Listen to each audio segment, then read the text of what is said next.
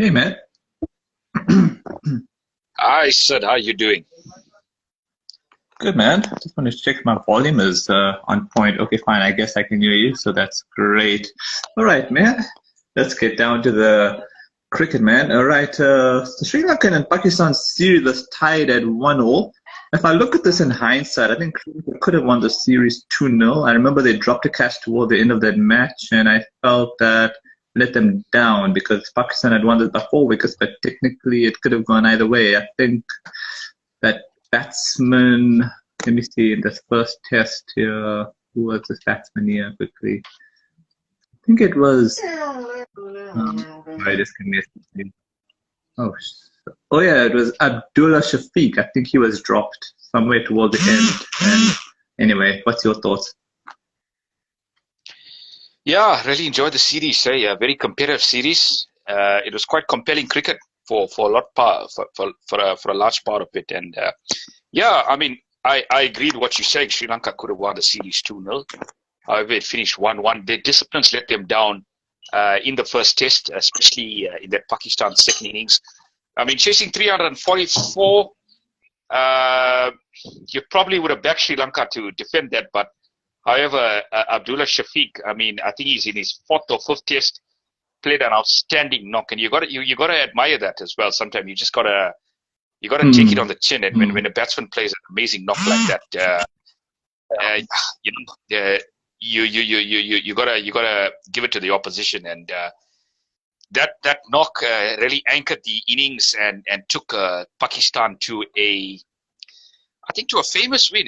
I don't think they've been able Hmm. to chase these scores down in recent times. So it was a famous win for Pakistan. I mean, chasing that total. I think it was the largest win in the fourth innings, if I'm not mistaken. It was the Hmm. Oh, biggest. So it's oh quite yeah, an yeah, historic win, Pakistan. quite an historic win for Hmm. them. Yes, but second test they got their act together, Sri Lankans, and they came in with a complete performance. I'd say Hmm. over 5 days it was complete. And they ticked all the box: the batting, the bowling, the fielding. They Hmm. look a competitive side in their own turf, hey. And I think Hmm. 1-1 is a fair result. I think 1-1 is a fair result because it could have went Sri Lanka's way in the first test as well. So, Hmm. however, Pakistan you know, played magnificently in that second innings, especially Abdullah Shafiq, and ably supported by captain as well. Babar Azam, who had a great test match as well. Remember, he scored a century in the first innings of the first test. So, they ticked all the boxes. So, I think 1-1 is a fair result in the end in terms of the test series because maybe both teams didn't play well enough to actually win the series outright, winning 2-0. Yeah, I mean, I felt that Sri Lanka might have made that declaration too late, giving them 500 and something to win, but I think Pakistan didn't apply themselves in the second inning. They should have just batted out the draw. I mean, 1-0 series went perfect. You don't need to be greedy. I think being watching England's, bad balls corrupted people's heads to play sensible cricket in that situation. There's a two-test series, draw the match, win the series 1-0. I'm not trying to be negative, but when you have such a big score to chase, 500, just draw it out. If you can chase it, chase it. If you can't, you still win the series. And my final thoughts, these pitchers say they haven't been as Sri Lankan as I would have expected them to be. Not that I'm against it, it's just I think if there had been more Sri Lankan, these pitchers with more turn, maybe they could have won this series against Australia and Pakistan. But it's fine. I guess it only makes the play better. Maybe it's good for the development. Maybe they were picking wickets too easily under the previous pitches. What do you say? Yeah, look, I mean, they are a side in transition. Let's not forget, there's a lot of youngsters in that team as well. So they sort of side that's trying to build and trying to go on the up. So this is a good start for them. Uh, yeah, I mean, I think when you're talking about them setting a target of 500, they were probably a bit wary of what happened in the last test when Pakistan Mm, chased that mm, score down in the fourth inning. mm. So Yeah. they want to obviously make it safe first, and then obviously try and win it. But I think they backed their spinners, and I mean their spinners came good. I mean 9 wickets between Mendes And Jayasuriya in that fourth innings, capped off a comfortable win, I think, in the end, and quite emphatic. Okay, let's give quick thoughts here. A quick congrats for Bangladesh beating West Indies 3-0 in the West Indies. But God's got to be said about those pitches. They were really not good for one-day cricket. I mean, honestly, if West Indies really were preparing those pitches, the groundsman should be spanked, man. They should have prepared nice flat pitches, man. I think West Indies would have probably won that series, But anyway, I'm not trying to take anything away from Bangladesh. They are on the up, but I'm sure it'll be interesting to see how they perform in the World Cup.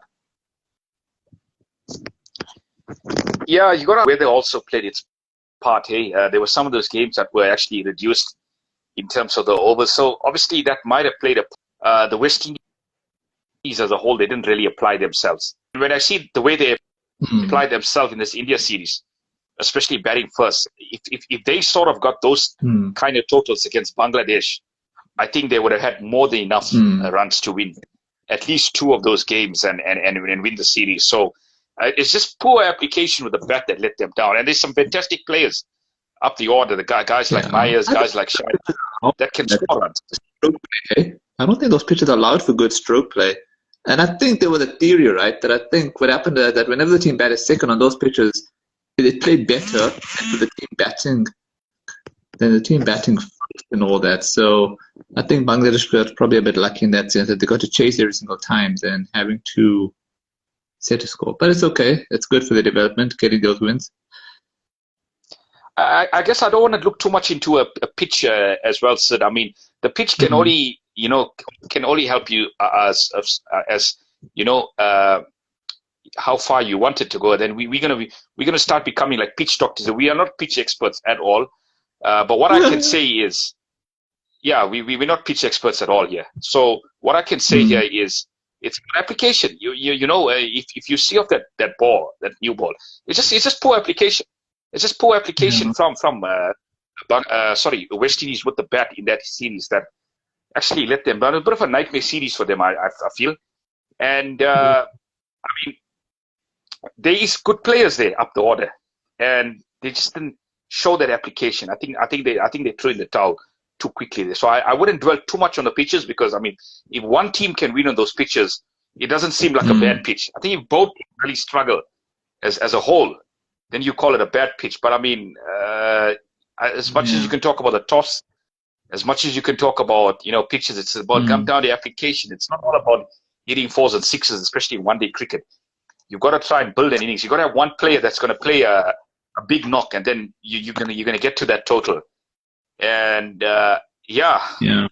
it's just poor application in my opinion. Yeah. Okay. So the India and West Indies series, exciting ODI series. India winning it. Well, what is exciting? India crushed them 3-0. But although they crushed them, I mean, they were very close. The fourth series actually.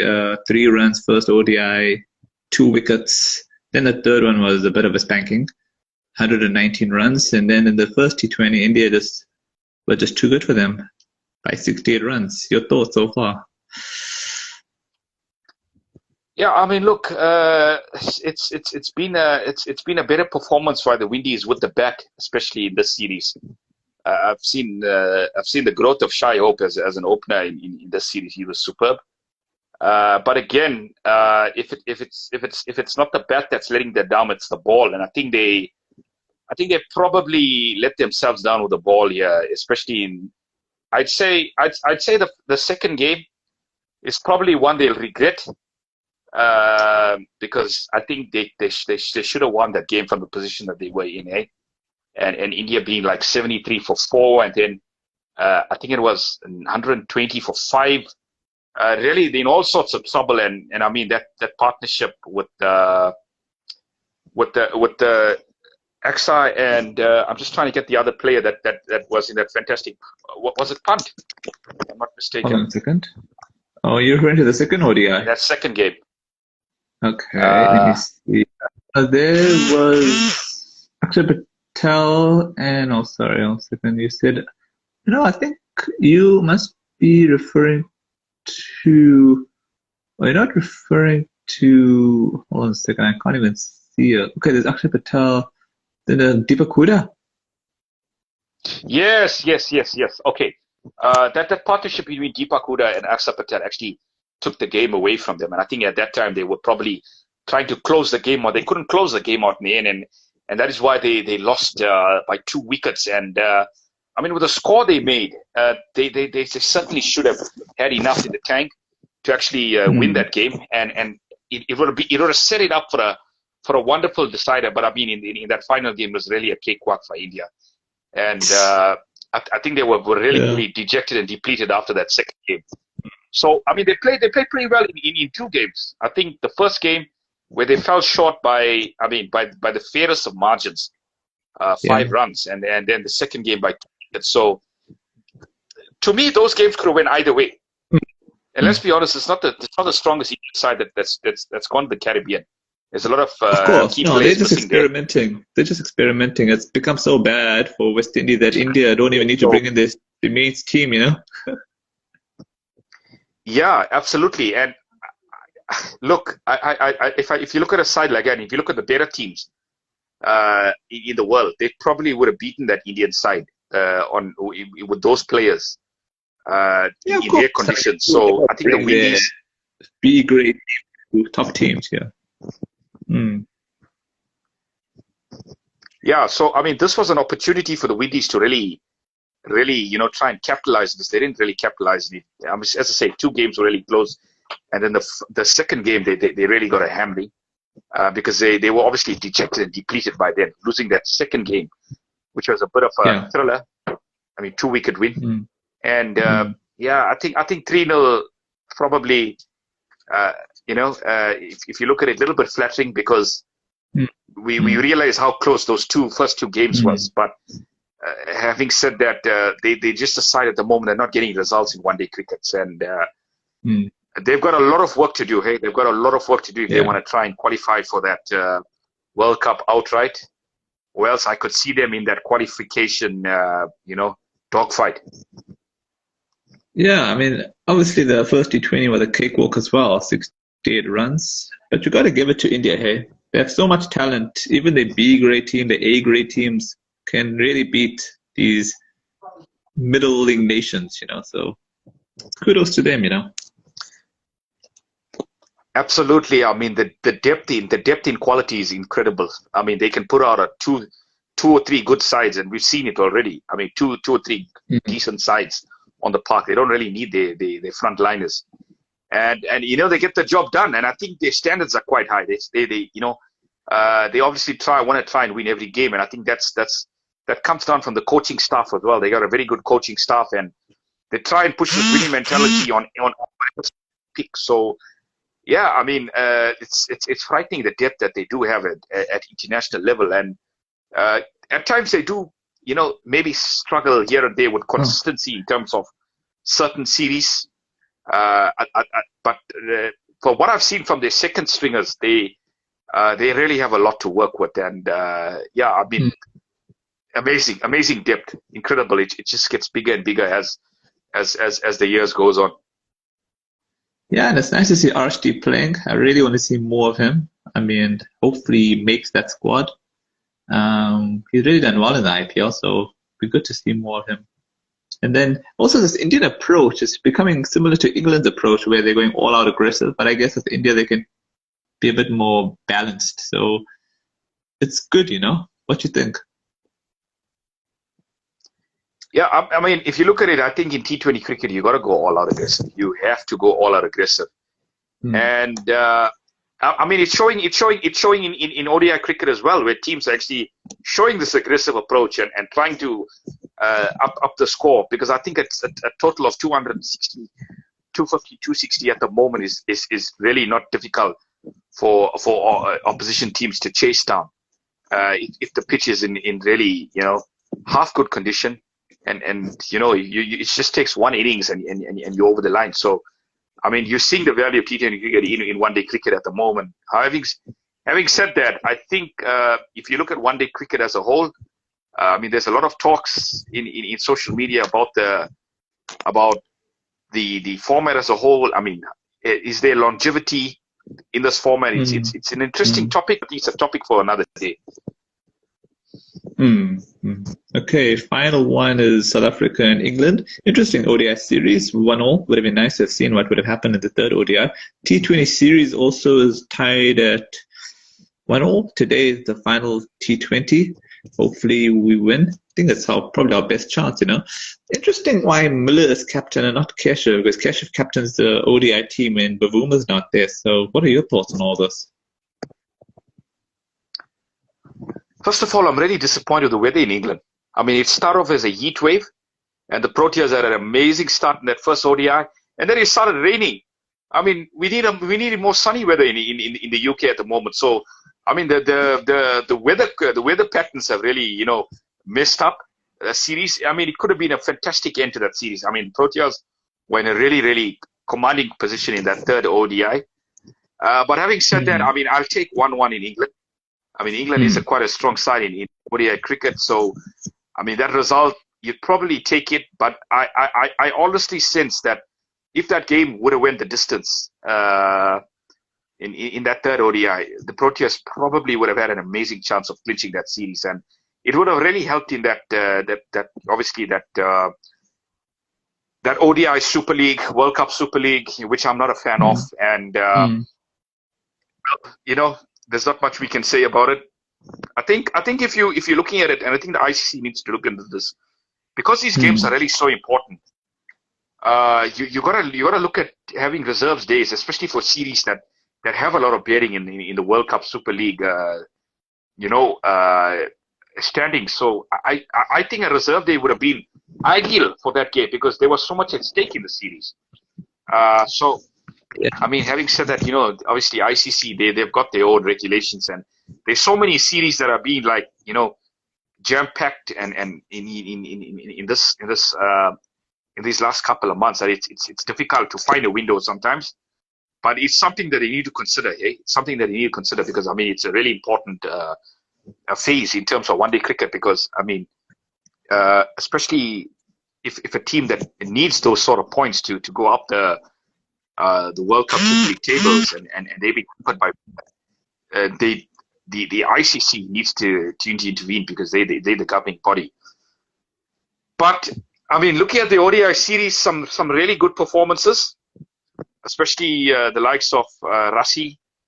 Markram was quite impressive, and Milan, he was quite impressive in that first game, but I think he lacked a bit of consistency. It was a bit of an up and down series, I feel, for the Proteas because I mean they were so fantastic in that first game. I mean, with the bat setting 333, and then bowling England out for 260 odd, and I think the second game a bit of a batting collapse there. It happens sometimes, and I think that score was not beyond them. They could have won that game if they just applied themselves a little bit better. So. A bit of a mixed bag series for me, and as I say, the weather had its final say at the end of the day. So, we got to accept it. We got to accept Mother Nature and got to move on from there on. The T20 series. I mean, what's your thoughts? I think it's been really exciting. I've really enjoyed the batting. I mean, I really spared a thought for the bowlers because the bowlers are really getting hit out of the park here. I mean. It's not easy being a bowler in T20 cricket. And the guys that really impressed me at the moment, I mean, Stubbs, the youngster, the first game, I was watching that game quite closely towards Stubbs, even though, I mean, that was a mammoth score to chase. And then that second game, Riley, I think he came to the party. With the bat because he had a really poor game. And I mean, the one player that also really impressed me in the series has been Hendricks. I mean, I think I've seen a lot of change in Hendricks in terms of his strike rate. He's really going after the bowlers, especially now in the power play.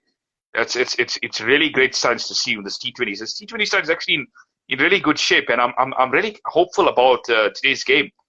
I think they have a good opportunity of winning the series. So I agree with you in that sense. They really have a good opportunity of winning the series.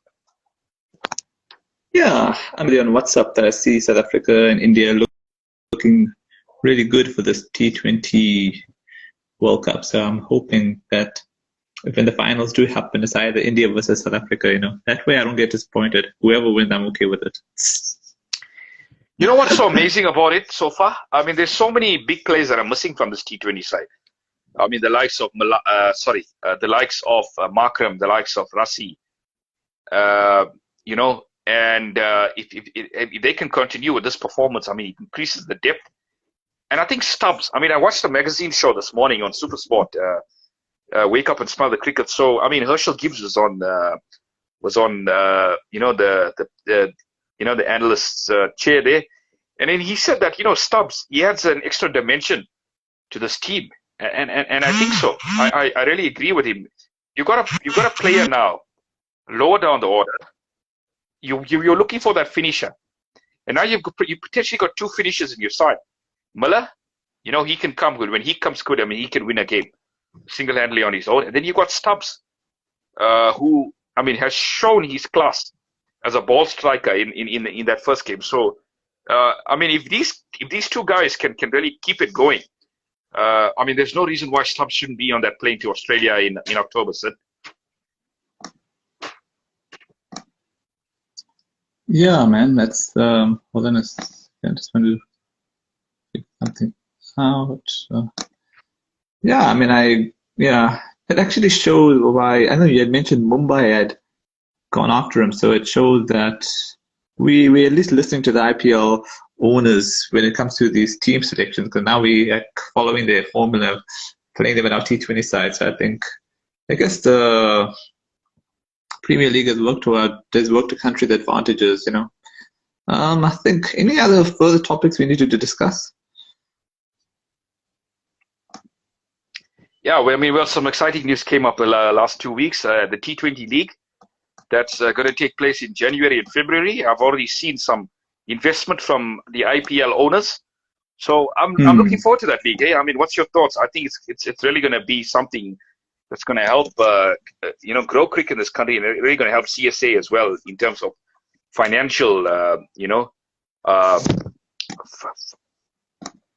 financial rewards. Because I mean, if you look at the Mzansi Super League, and I've been to one game live, it was trying to take off, and then obviously COVID came, and that hampered the T20 league. And I think every nation in the world at the moment, they have an established T20 leag, and I think this SA is one country and one major nation in that's part of the ICC that doesn't have a organized T20 league, and I'm quite happy about that. I'm quite happy that they investing in something like this, and you're going to see the rewards in years to come. So I mean, I'm really excited about that league. So what's your thoughts? Yeah, man, it's good that it's really good that the IPL owners are really pumping money into South Africa. I just hope hopefully yes, you get it right. I think the first two have been average. I mean, I think the first one they at least went through, but wasn't that exciting. The second one just didn't happen, I think. Did it? No, I don't think it happened the second time around. Oh, no, I think the first time it didn't happen. The second time it did happen, but it wasn't really of a great value. And the third time, this time would be awesome, because I think people like Livingston are coming, and then who's the other guy coming? Livingston. I know Livingston is part of that list. Who's coming? And Butler, maybe. I think. Are you referring to the MSL? Both of them, so. The Mzansi Super League. Are you referring to the MSL?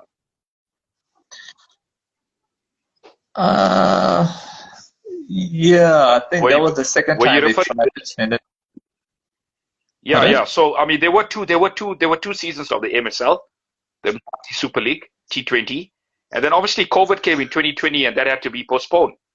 So yeah, I mean the COVID pandemic really hampered CSA from a financial point of view, and this is an opportunity for them to get back. And we heard about the T20 Global League a couple of years ago, and that never really took off. So I'm very hopeful that this one is going to be a great spectacle, and we need to create that spectacle for fans in the stadium and obviously on television as well. And I think most importantly, they got to look at ticket prices being affordable. So we're going to have packed stadiums, lots of spectators, and obviously if they can obviously generate those rights And SuperSport is obviously a big player in terms of sports rights. If they could obviously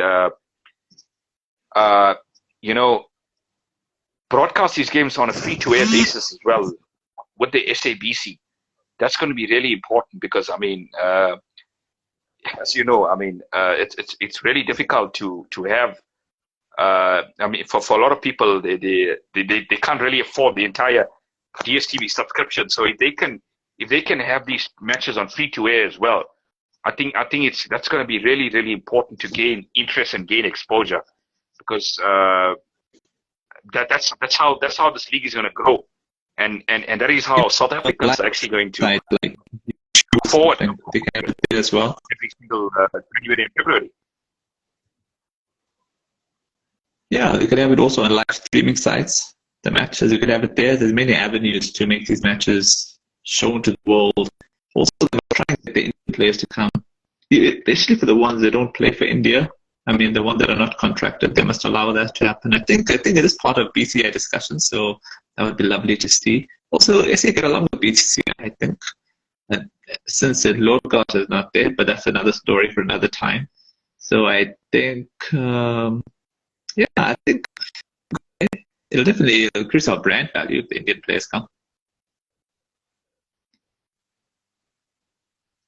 Yeah, I mean, absolutely. I mean, from a commercial point of view, from a financial point of view, I mean, this has to take off, and I think they've done it well this time. The planning has been much better and I think by getting these Indian investors in, it's really going to take off.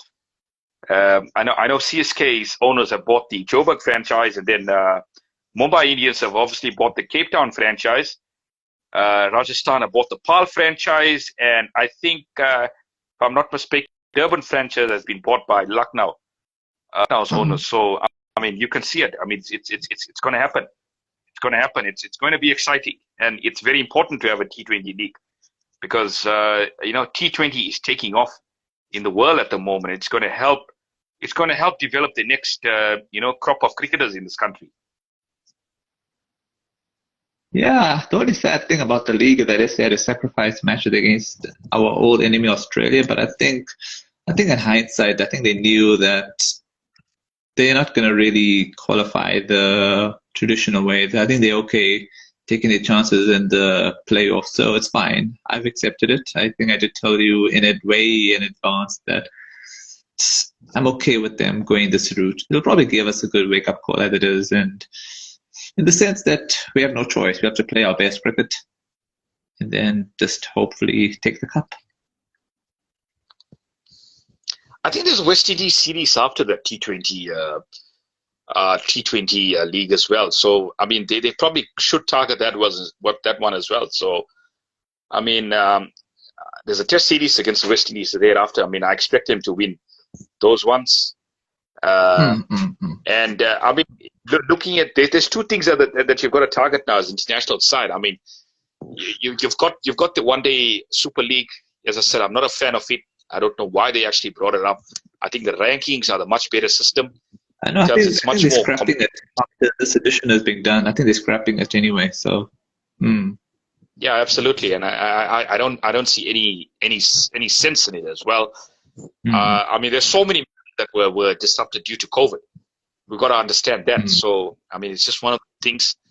But I mean, the World Test Championship. I mean, the Proteas are lying top of the crop at the moment, and that's a really, really important to get to the final. So I mean, I was checking on Quick Info. There's a few scenarios of how they can qualify, and I think that series England, and obviously the big one in December against the Aussies, which I mean, I'm looking forward to these two series with open arms. I'm really, really excited. It's really, really going to be exciting stuff. If they happen to win one of those series and beat the Windies at home, they probably will qualify. So they've got to target it. Looking at this England Test side, I mean, they have been under a bit of a renaissance under McCullum. But, they're not going to qualify, man. It's not going to happen. England, England's not going to qualify anyway, so England are just going to play with nothing to lose, which is good for the next championship. Yeah, absolutely, absolutely. It's going to be exciting, and I fancy our chances against England. I really do. I Yeah. really fancy our chances. With it being a three-test series, I mean, you potentially have got to win two test matches, and I mean, they've got to target a win, and I think a one-all draw too would not be the worst result at all, as well. But I think target a win at all costs, and then obviously the Aussies in December is a big one. And I think if you can win that one against England, if you can win the series against England, it gives you such a lift. Uh, you know, going into that massive test series down under in December. What do you think about the possibilities of India and Pakistan final for the Test Championship? Because look at the scenarios, and it seems a bit far-fetched because, although I think in Pakistan's case, I mean, they don't have bad series, but I think although it depends if they have it in Dubai, or even if you're going to have it sort of traditionally at Lords, but that would be a real commercial dream, man. Although I know you would prefer to see South Africa in the final, but could you see it happening, India and Pakistan final? Um, it's a bit far-fetched for me, but I think India have a good chance of qualifying, making that final. If you look at the series that they do have, they've got Bangladesh, I think, away, and then they've got a big one against Australia at home. So yeah. And if we manage to beat the Aussies in December, Australia will be really desperate going to India. They'll want to try and also win that series as well. So I mean, there's so many scenarios that you can think of. But I think the India probably have a much better opportunity of making that final than Pakistan at the moment. And I could see us playing if India I look the at finals, it, if I look actually. at it now, really objectively, I'd say there's three teams that are in the running for it. India, obviously the Aussies, and the Proteas. So those are my top three that are probably in the running for this Test Championship. Everyone else, I think, they can try and obviously climb as high as possible. But I think those three are probably the front runners at the moment in terms of trying to qualify. I think on a final note, I can see an India-South Africa final, and I'll tell you why. Because should India win their matches, and Australia beating India is just impossible. As it is, the Australians couldn't even beat Sri Lanka fully in the series, and if India can prepare similar pitches, I think they should win that series. And then South Africa, replaying. The only thing is for South Africa, they're just going to make sure they cannot lose to England, make it 1-1 at worst, then beat Australia. They're playing Australia at home. Absolutely. I think the main goal is to not lose those series. Correct. So, if they can put in a good performance. They're playing Australia at home. They're playing Australia away. So that is a massive challenge. Since you've got two away. You've got England away. Obviously, they're in the UK at the moment, and they're going to play England. Yeah. And then you've got Australia away in December. And I think it's the first time in 40 years. Australia away,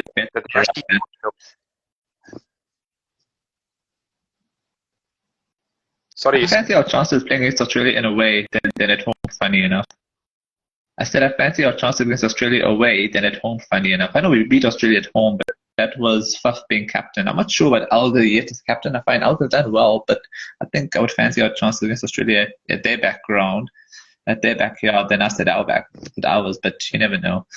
So it'll be fun, eh? I just hope we can beat England and then makes it easier to go to Australia happy. And even if we win that series 1-0, I'm okay with it. Because Australia are kind of up on the up, so I'm still hoping for an India-South Africa final. And then hopefully it's in Lords or UAE. Although I think it'll probably give India more advantage than UAE or Dubai, I mean. So that's my final thoughts on it. Yeah, I mean, I'm with you there. Hey, I really fancy our chances against Australia. Either be it home or away. I fancy our chances Test matches. I'll tell you why. That Australian bowling attack hasn't really changed over the years, if you think about it. You've got the Hazelwoods, you've got the Cummins, you've got the Starks, you've got the Lions. I mean, the Proteas have faced these guys over and over and over and over and over again. They know what to expect from this attack, Sid. I think they've got the batters to knuckle down, and and make the best way. And I hope Markram, if he can force his way back into this side somehow in the Test arena, it's going to be a bit difficult at the moment, but I think he'll fancy his chance against those Aussies, eh? So yeah, I mean, with our bowling attack as well, I think they've had good success against the Aussies, the likes of KG, Keshav, and I know we in the last series we had the likes of Morne and obviously Vernon who was an absolute stalwart for us against Australia. I think one of the best records he ever had was against Australia. And I still back our bowling attack. I think our bowling attack has enough to cause them problems, because we've got guys that can hit that 140 or 150, consistently. And I think England, when they got spanked in Australia last Christmas, the reason why they couldn't really bowl Australia out is they didn't really have that bowler to hit that deck hard. And I think in Australia, I think our guys are well clued up. They know what to do. They need to hit that deck really hard, and that's where you get the assistance. I think the Indian bowlers have done it as well, quite well in Australia on their last tours. You got to hit that deck hard. You really can't kiss that surf. You got to hit that deck hard. There's enough bounce, there's enough carry in Australia, and you can get purchase. And I think our bowlers, I back our bowlers against that batting attack. So yeah, I think it's just about trying to outbat them, but I think our bowlers can take 20 wickets against this Australian team. So yeah, I fancy our chances against Australia. Just England, a bit of a banana skin at the moment, the way they're playing the game. They've got this carefree approach. So I think against England, you've got to try and get as many runs as possible. And I think India showed it as well, that 370 odd is not going to be safe enough against this England side. You've got to try and get as many as possible. But I think we do have the bowlers as well that can cause them a few problems. So I think the Proteas mindset here is, if they're going to bat first, they've got to bat big, try and get 450, 500, and then try and put this England team under pressure. So yeah, that's my approach at the moment. Okay, I think that's pretty much it. We shall catch up again soon. Cheers, Sid. Enjoy the rest of your weekend, and chat to you soon.